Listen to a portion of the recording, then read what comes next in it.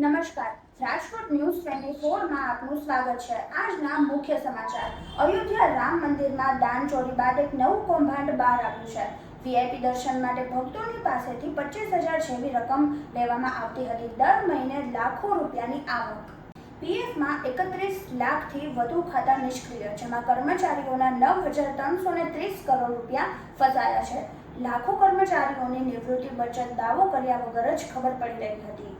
રથયાત્રાના 13 દિવસ પહેલા એટીએસને મોટી સફળતા। જૈશ-એ-મોહમ્મદના 8 આતંકી ઝડપાયા। પાકિસ્તાનથી સૂચના મળી હતી, તમામ બનાસકાંઠા અને પાટણના રહેવાસી।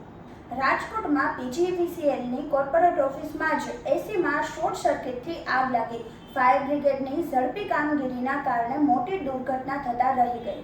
રાજકોટ જંગલેશ્વર મેગા ડિમોલિશનમાં ખાણીપીણી કાંડ। ભારે ઉહાપોહ થતા હવે તપાસ સમિતિના અધ્યક્ષ બદલાયા। હવે આઈએએસ કેતન જોશી તપાસ કરશે। ખેડૂતો માટે રાજ્ય સરકારનો મોટો નિર્ણય। વીજ ટાવર લાઇનના જમીન વળતરમાં હવે બજાર ભાવના બમણા દરે મળશે સહાય।